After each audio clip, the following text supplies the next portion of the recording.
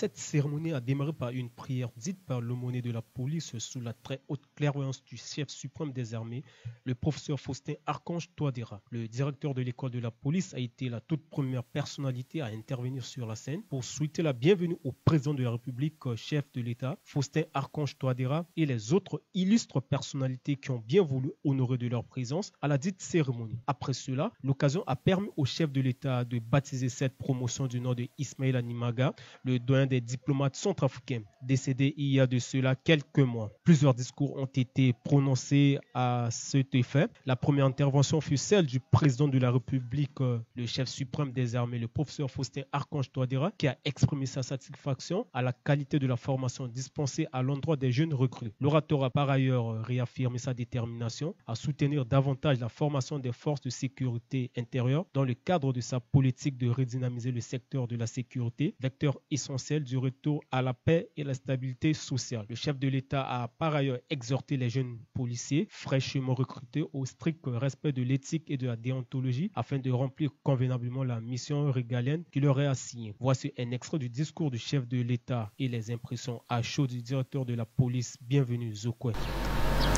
L'objectif que nous recherchons est non seulement de disposer d'une police inclusive, républicaine, opérationnelle et de proximité, respectueuse des droits humains, mais aussi de renforcer les rangs de nos forces de sécurité à l'horizon 2023 et consolider la restauration de l'autorité de l'État tant souhaitée par nos populations.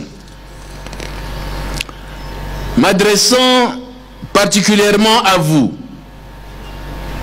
jeunes gardiens de la paix, je voudrais vous rappeler que votre formation répond à mon souci constant de renforcer la capacité de nos forces de défense et de sécurité en moyens humains, matériels et financiers pour leur permettre de protéger l'intégrité du territoire et garantir la sécurité de nos concitoyens et des biens.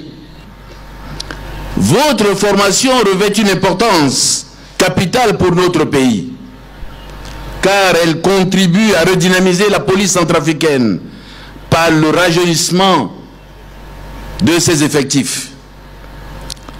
Vous êtes désormais les gardiens de la paix de la République. De par vos missions de protéger la population et ses biens, vous serez confrontés à des aléas du métier qui sous-tendent le sacrifice suprême. Quelles que soient les épreuves auxquelles vous serez exposés, n'oubliez jamais que vous êtes des gardiens de la paix et non des auxiliaires du désordre. La police centrafricaine revient de très loin. Vous avez donné la date de 1962 qui marque la naissance de la police. Effectivement, au lendemain de l'indépendance, la police centrafricaine a fait ses preuves dans tous les domaines. Et on craignait à l'empereur Bokassa, père de nos armées, forces de défense et de sécurité, sa rigueur. C'est parce que c'est grâce aux renseignements fournis par la police et il donnait du crédit, il mettait la police comme étant la première force là où elle devrait l'être.